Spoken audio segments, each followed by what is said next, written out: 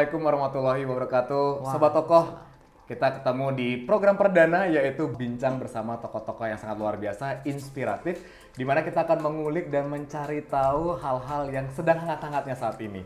Kali ini kita akan ngebahas tentang kepemimpinan. Kenapa? Karena tahun ini adalah tahun politik ya. Bicara tentang pemimpin, tiba-tiba banyak banget yang berubah jadi politik identitas gitu. Bahkan politik-politik itu jadi berubah jadi kayak lebih agamais tokoh-tokohnya gitu. Tapi kita akan cari tahu sepertinya apa sih sebenarnya pemimpin yang baik, pemimpin yang diimpikan oleh masyarakat gitu. Apalagi nanti tahun 2024 adalah pemilihan presiden untuk Indonesia. Nah, kali ini kita sudah kedatangan tokoh yang sangat luar biasa, seorang ustadz, tapi selain ustadz, beliau juga pengamat politik. Keren banget ya. Beliau adalah Ustadz Hilmi Firdausi atau yang dikenal sebagai UHF. Ya, tepuk tangan dulu dong. Keren banget untuk Ustadz Hilmi yang sudah mau hadir. Makasih, Tat. Ya, sama-sama. Ya, Tat, kita bicara tentang pemimpin, Tat, gitu Oke. ya. Ustadz memang kan dikenal sebagai sosok Ustadz yang nggak hanya bicara tentang agama ya, nggak bicara tentang religi aja, tapi ternyata sering berdebat, diskusi juga mengenai politik nih. Menarik banget nih, Tat. Lebih kepada sosial politik. Sosial politik gitu ya. Iya, saya lebih malah menyebutnya ke sosial ya, karena Oke. politik itu kadang-kadang ada tendensi tertentu gitu kan ya. Tapi saya lebih ke sosial, saya memperhatikan bagaimana masyarakat Indonesia membahas sebuah kejadian yang sedang up to date gitu ya. Ya, dan akhirnya saya memberikan pengarahan kepada masyarakat supaya jangan salah untuk memahami suatu hal. Konteksnya misalkan sekarang politik, Iya. ya maka jangan salah untuk berpolitik dan jangan salah memilih pemimpin yang tentunya berasal dari kalangan politisi. Nah, itu menariknya. Bicara tentang pemimpin, Tat. Oke. Menurut Ustadz ini pemimpin yang baik itu kayak gimana sih, Tat? Karena saya ini ustadz dulu nih ya. Iya, benar, Pak. Kalau ustadz itu kan patokannya selalu agama. Nah, Iya. kalau dalam agama Islam ya, itu pemimpin itu sebenarnya cuma dua intinya parameternya. Apa aja itu, Tat? Ya, ukurannya, karakteristiknya tuh cuma dua. Yang pertama harus satu din, dia mampu menjaga agama. Oke. Artinya apa? Yang membuat stabilitas agama yang bagus, kebebasan beribadah dan sebagainya. Yang kedua, satu dunia bidin, mengurus dunia, profesionalisme, tapi basicnya, basisnya agama. Dasarnya agama. Itu dua ya. Jadi mampu menjaga agama, mengurus dunia, profesionalisme, tapi menggunakan juga patokan agama. Seperti itu pemimpin. Nah, ketika kita turunkan lagi ke bawah, maka seorang pemimpin itu harus jujur, amanah, berintegritas. Yang penting apa, Mas? Kalau kata ada seorang sahabat ya namanya Imam Ahmad bin Hambal, bukan sahabat ya, dia seorang ulama ya. Ya, Imam Madhab, beliau berdoa, ada seorang bertanya kepada beliau, wahai Syekh ya, ketika engkau diberikan sebuah doa yang pasti manjur, pasti makbul ya, pasti Allah ijabah, doa apa yang kau minta? Aku minta diberikan seorang pemimpin yang adil. Itu doa yang keren banget. Dia nggak minta harta, dia nggak minta dunia, dia nggak minta jabatan, nggak minta wanita. Dia pengen diturunkan seorang pemimpin yang adil. Ditanya sama muridnya, kenapa Syekh? Karena dengan pemimpin yang adil, satu saja, maka bisa membuat satu negara itu sejahtera, lahir dan batin. Jadi sosok pemimpin adil itu amat sangat dibutuhkan. Gitu ya, sampai kata Rasulullah SAW dalam sebuah hadis sahihnya ya, ada 7 golongan yang akan Allah jamin masuk surga. Saya bahas satu saja ya Mas ya, satu saja. Pemimpin adil itu yang pertama dijamin ke surga.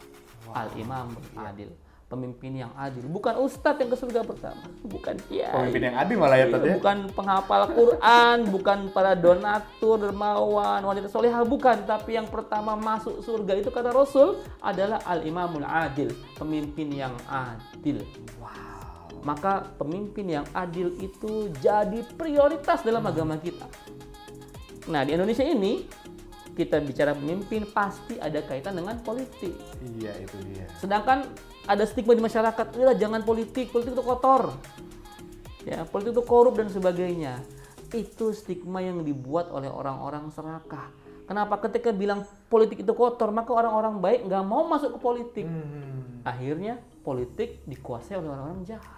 Jadi itu stigma yang dibuat ya, Tat ya? Iya. Bukan karena memang masyarakat yang ngerasa bahwa politik itu kotor gitu, Tat? Iya, karena memang kita lihat juga perilaku yang contoh lah ya, kita saya nggak sebut nama dan sebagainya. Di Indonesia ini ya, ada politisi yang ditangkap, Iya, ada benar, menteri yang korupsi, benar. korupsinya lagi bansos, misalkan Iya, ada korupsi benar ya, ada anggota dewan ditangkap, ada ratusan kepala daerah yang ditangkap gara-gara korupsi.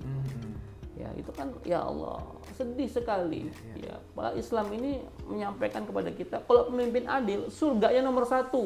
Tapi kalau pemimpin yang khianat mungkin neraka jahanam, dia paling dalam keraknya neraka. Jadi jangan antipati sama politik. Orang-orang baik masuklah ke politik, warnai politik kita dengan kebaikan. Karena ketika orang baik banyak masuk politik, insya Allah baik semua isinya. Sekarang ini kita kekurangan orang baik. Nah itu dia, Mbak. Orang pintar nggak kurangan ya, Tat ya? Oh. Ya. Tapi orang yang jujur dan baik itu yang sebenarnya Ada kita butuhkan profesor, banget. doktor, tangkap KPK. Iya. Profesor, doktor kan kurang pintar apa? Bener banget, Iya Tat. kan? Kita nggak kekurangan orang pintar, kita kekurangan orang baik dan integritas. Itu yang penting. Nah, pemimpin yang adil itu kayak gimana sih, Tat? Ya pemimpin satu yang pertama ya, pemimpin adil itu yang pertama takut sama Tuhannya, takut sama Allah Subhanahu Wa Taala. Kalau dia sudah takut sama Tuhannya, dia nggak akan berani melanggar apapun yang Allah larang, gitu kan. Yang kedua, sayang kepada umatnya, sayang kepada rakyatnya, itu adil ya. Jadi nggak memihak kepada satu golongan, nggak memihak kepada partainya. Dia tuh bukan petugas partai, tapi petugas rakyat. Ketika dia berpolitik, ya mungkin dia petugas partai di partai. Namun kalau sudah menjadi seorang kepala negara, kepala daerah, maka dia bukan lagi milik partai, tapi dia milik rakyatnya. Dia harus membela semua rakyatnya tanpa memandang dia nyoblos apa enggak partainya, berasal dari apa-apa, dia nggak peduli. Yang penting itu rakyat saya. Itu pemimpin adil. Nah, makanya menjelang 2024 ini kita nih rakyat Indonesia disuruh nih untuk bagaimana memilih pemimpin yang adil, yang benar-benar pro sama rakyat, bukan pro sama partai. Nah itu dia, karena Ustadz kan dikenal sebagai tidak hanya dai ya, Tat, ya, tapi pengamat politik juga. Nah kalau menurut Ustadz nih sekarang di Indonesia nih kita darurat politik yang baik atau gimana, Tat? Ya kalau dibilang darurat saya nggak tahu lah ya Mas ya. Cuman saya lihat sih gejala-gejalanya memang kita agak kurang orang baik begitu ya. Karena setiap hari yang dengar dari politik itu berita yang buruk-buruk terus. Bener banget. Akhirnya masyarakat kan mikirnya, oh politik itu buruk. Yang tiap hari kita dengar itu ya korupsi, ditangkap pejabat dan sebagainya. Belum lagi sosial media menjelang 2024, menjelang pilpres, menjelang pileg dan sebagainya. Itu caci maki, saling hantam antara para pendukung capres. Gitu kan, itu ngeri loh Mas. Saya kan juga aktif di sosial media ya. Itu serem bahasa-bahasa pendukung calon yang satu sama yang itu saling serang ya, dengan kata-kata yang kotor, menyebar fitnah, menyebar hoax. Ini kembali ke zaman-zaman dulu. Lagi saya ingat banget ya mulai 2014, 2019 tuh capek. Terkotak-kotak bangsa ini gara-gara beda pilihan politik. Mohon maaf, kita dulu pernah zaman 2019 ada istilahnya cebong sama kampret, ingat nggak? Itu ingat banget. Itu heboh banget itu. Heboh banget. Sekarang ganti cebong sama kadrun. Iya. Sampai kapan ini terjadi gitu ya? Di kotak-kotakan gitu kan ya. Ya jadi sudahilah. Berbeda politik itu biasa, berbeda jagoan juga biasa begitu kan ya. Yang penting kita ini kan Indonesia bersama-sama. Nah, makanya yang saya mau sampaikan ke masyarakat, sudahlah 2024 jangan seperti dulu lagi, santai saja. Kita memilih pemimpin kan bukan sekali dua kali, sudah lama ya. Dibuat santai gitu kan, dibuat kalau kata anak sekarang woles lah ya. Selau, santuy aja. Jangan ngegas mulu. Kalau kita ngeliat di sosmed itu ngegas mulu bawaannya Mas, serem gitu kan. Ya Allah, saya pengen sudahlah bahasa-bahasa yang jelek tuh ya, yang bahasa yang kadrun, bahasa-bahasa cemong itu sudah. Dalam Islam pun kan nggak boleh kita melabeli orang, menggelari orang dengan gelaran buruk itu kan nggak boleh. Ya, jadi sekarang sudah berbeda politik silakan, berbeda jagoan di nanti pilpres, nanti pilkadanya atau pileknya semua biasa saja. Ya, makanya yang berbeda ini jangan menyerang lawannya. Kalau mau kita adu gagasan. Nah, adu ide. setuju banget. Rekam jejak itu Mas Omar. Memang kan kalau misalnya kita bicara tentang rekam jejak, visi misi, gagasan, ide-ide yang brilian itu kan kayaknya itu sengaja ditutupi, Tat. Karena yang terjadi adalah bagaimana seorang pemimpin ini tiba-tiba dia menjadi agamais gitu ya. Jadi seolah-olah mengerti agama, seolah-olah langsung jadi baik banget ke masyarakat gitu, berubah image gitu, Tat gitu. Sehingga orang memilih itu bukan lagi karena memang gagasannya, visi misinya, tapi karena figurnya yang berubah gitu, Tat. Kadang itu gimana, Tat? saya agak aneh nih di Mas Oman ya. Kata presiden kita katanya jangan lagi menggunakan politik identitas. Iya. Ya, tapi yang terjadi di Indonesia ini bahkan sebelum-sebelumnya, ketika menjelang pemilihan apapun itu ya, mau pilpres, mau pileg, pilkada dan sebagainya, banyak orang mendadak soleh. Bener banget. Mohon maaf ya, ini kata-kata saya, mendadak soleh ya. Ya, yang perempuan nggak biasa pakai jilbab, tiba-tiba balihonya semua pada pakai jilbab. Yang laki-laki pakai koko, pakai kopiah, pakai sarung, datang ke masjid, datang ke pesantren. Saya suka bercanda ketika saya mengisi tablik akbar atau kajian di sebuah masjid. Saya bilang, kalau ada orang mendadak rajin ke masjid pada menjelang pemilihan, jangan percaya sama dia. Sebelumnya kemana ente? Ya kan? Iya benar. Ya, dulu dia sudah lama tinggal di situ, tiba-tiba dia ke masjid. Padahal sebelumnya enggak. Nah, orang-orang kayak gitu tuh ke masjidnya itu kan ada maunya. Ya, ada safari subuh, segala macam subuh keliling. Itu para politisi kerjaannya tuh ya. Jadi saya sampaikan gini, jamaah saya bilang, kalau mau pemilih pemimpin tuh gampang saya bilang. Ini sederhana, simpel walaupun banyak kan kriterianya ya. Kalau mau pilih pemimpin yang soleh itu gampang. Lihat dia rajin apa enggak ke masjid sebelum mau pemilihan. Dia rajin apa enggak ke masyarakat, terjun ya bakti sosial, gotong royong, aktif apa enggak. Kalau dia tiba-tiba mendadak rajin ke masjid, mendadak soleh, mendadak tampil di masyarakat, ikut kegiatan sosial karena menjelang pemilihan, kita patut mencurigai. Oke, jadi harus curiga dulu Tat ya. Oh iya, wajar Iya, dong bener. mengedepankan gitu kan, seperti itu ya. Jangan sampai kita ini, mohon maaf ya, kita ini bangsa Indonesia kejeblos berkali-kali loh ke lubang yang sama. Saya sampaikan juga kepada umat Islam gitu, kepada jamaah. Kita ini umat Islam jangan seperti mendorong mobil mogok. Apa maksudnya itu Tat? Iya, kita dibutuhkan untuk mendorong mobil itu supaya Iya, jalan. bener. Ketika udah jalan, ditinggalin Tinggalin. kita. Say goodbye Ya malahan kan? ya. Banyak politisi datang ke masjid, ayo pilihlah saya nanti kalau saya terpilih janji ini itu ya. Kalau saya terpilih, apa yang terjadi? Lupa. Benar. Tapi itu kenyataan, Tat. Itu kan fakta, kan obral janji kan ketika pemilihan, akan program-programnya seperti ini dan bla bla bla bla. Tapi akhirnya ketika terpilih, sepertinya hilang ingatan gitu, Tat. Itu seharusnya seperti apa sih, Tat? Ini saya sampaikan Seharusnya orang-orang ini yang gitu ya. seperti Iya. itu ya, itu jelas masuk kategori ciri-ciri orang munafik. Oke. Ya, kata Rasulullah, orang munafik itu jika bicara ya dusta, jika janji dia khianat, ya kan, dipercaya dia nggak amanah. Hati-hatilah ngomong obral janji ini itu, ketika Anda nggak bisa melaksanakannya, maka Anda masuk kategori orang munafik beneran ya. Karena munafik beneran itu hukuman apa? Innal munafiqina fid darkil asfali minan nar. Kata Allah Subhanahu wa taala, sesungguhnya orang-orang munafik itu ya adalah bahan bakarnya neraka. Keraknya neraka. Hati-hati para politisi yang ada mengobrol janji, namun ketika sudah jadi Anda lupa, Anda masuk kategori orang-orang munafik. Nah, hati-hati karena sekarang memang banyak, Mas. Saya suka ketika saya roadshow keliling Indonesia, saya suka tanya kan ya, ada baliho politik segala macam. Saya tanya sama panitia yang bawa saya, Mas, antum kenal nggak itu siapa nama yang di baliho? Gak ada yang tahu. Kalau nggak ngelihat nama di bawahnya. Mereka siapa? Nggak tahu. Ujuk-ujuk mau nyalon, ujuk-ujuk mau jadi itu. Padahal sebelumnya mereka nggak pernah menongol di masyarakat. Ada seorang pemimpin daerah yang nggak dari situ asalnya. Sedangkan dari antah berantah tiba-tiba dipasang di daerah itu segala macam. Benar banget ya tadi misalnya Ustadz bilang itu bahwa kita tuh perlu lebih cerdas lagi gitu ya, lebih aware lagi masalah politik dan juga tentang Indonesia ya untuk memilih yang tepat gitu. Tapi kan kita bicara Indonesia nih Tat ya. Pelosok desa itu masih berpikirnya udahlah gitu, masalah politik itu nanti-nanti aja siapa yang bisa ngasih aja lah gitu. Apalagi kita bicara akhirnya banyak orang yang skeptis. Udah kalau memang nggak cocok golput aja gitu. Ya memang pesimis seperti Mas Moni banyak nih ya, udahlah ngapain sih berpolitik, kita golput aja lah, semua sama gitu kan. Bener, Tapi kita nggak boleh hopeless kayak begitu. Tetap harapan itu masih ada ya. Yang pertama kan kita melihat sekarang sudah era keterbukaan. Informasi sudah sampai kemana-mana, handphone dari mulai kota sampai pedesaan semua sama gitu kan ya. Yang penting tinggal kita mau melek aja ya, melek bahwa politik ini memang sangat urgent dibutuhkan di Indonesia ini. Jangan sampai semuanya antipati, skeptis sama politik. Ya kan kita ini kalau kata orang hukum adalah panglima, kalau saya bilang bukan, Indonesia politik adalah panglima.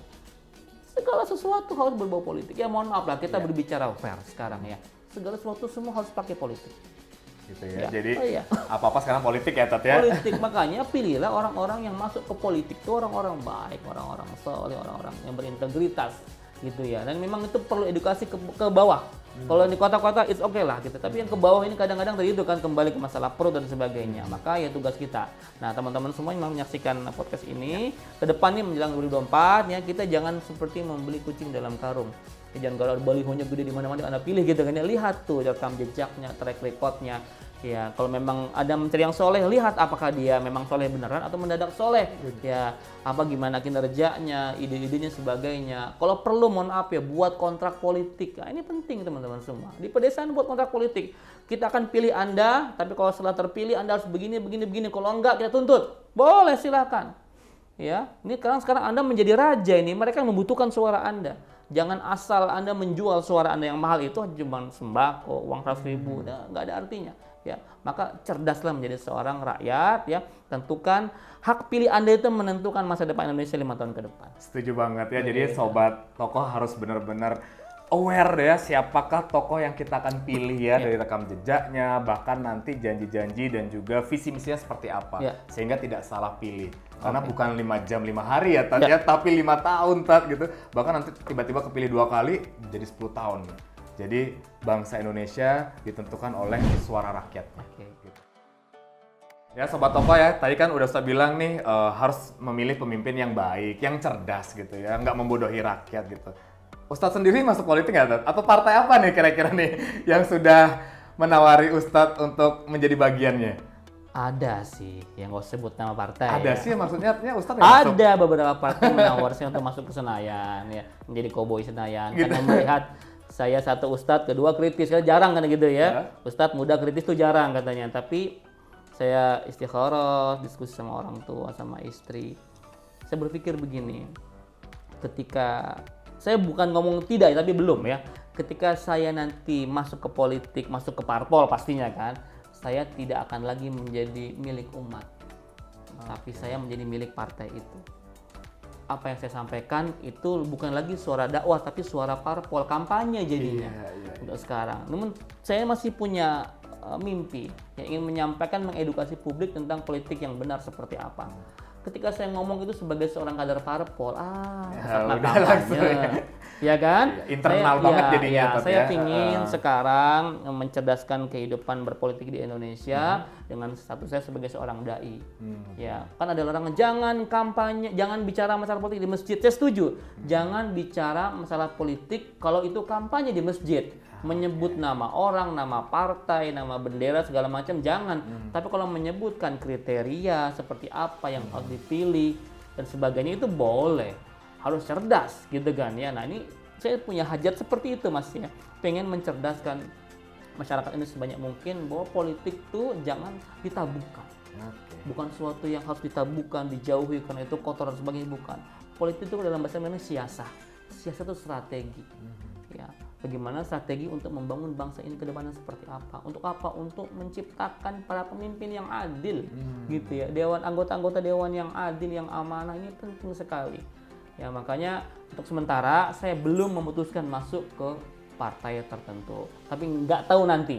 Ya, saya nggak boleh ngomong nggak dong. Nggak boleh menurut takdir siapa tahu nanti memang Allah takdirkan untuk menjadi salah satu politik. Tapi saya mengencourage, saya mendorong teman-teman yang baik, yang soleh, yang alim, yang punya integritas untuk masuk ke politik. Untuk masuk ke politik ya. Semakin banyak orang baik masuk ke politik, apapun partainya, Indonesia insya Allah akan segera maju. Luar biasa sekali, tepuk tangan dulu dong sobat tokoh ya, luar biasa.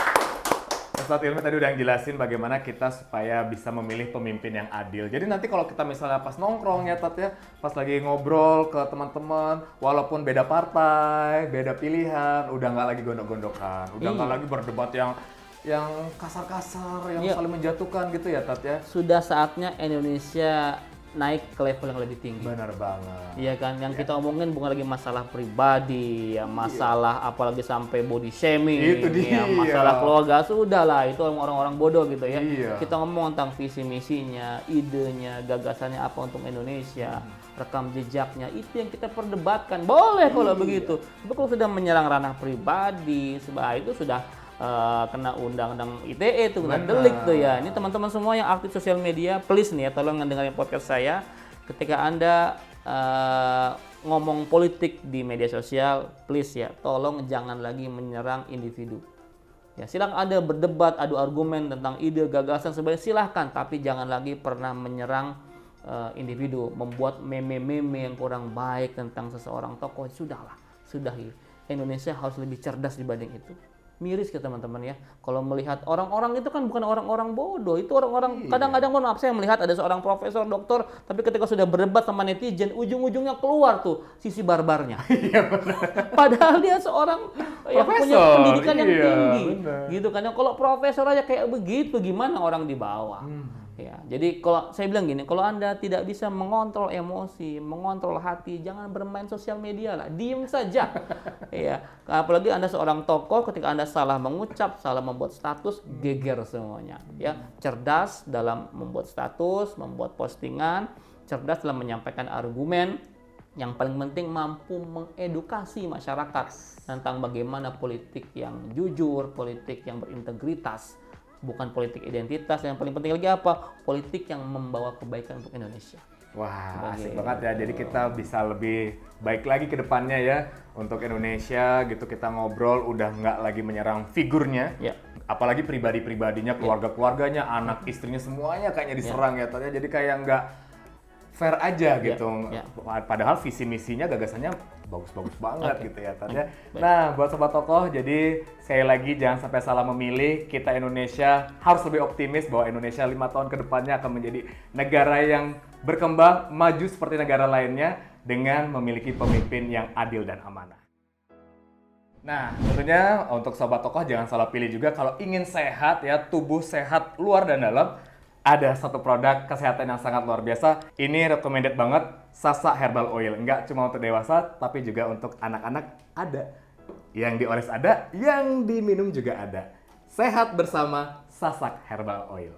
Dan produk ini juga dikonsumsi oleh Ustadz Hilmi, ya? Ya, kalau mau berpolitik yang sehat, tentunya kita pun harus berpikir yang sehat. Pikiran yang sehat tentunya harus juga punya badan yang sehat. Dan saya menggunakan Sasak Herbal Oil di keseharian saya. Wow, luar biasa sekali. Tepuk tangan dong sobat tokoh ya. Jadi sehat pikiran, sehat jasmani gitu ya bersama Sasak Herbal Oil. Insya Allah. Terakhir Tat, ingin memberikan pesan penutup apa nih untuk sobat tokoh semuanya? Yang pertama, jangan antipati dengan politik.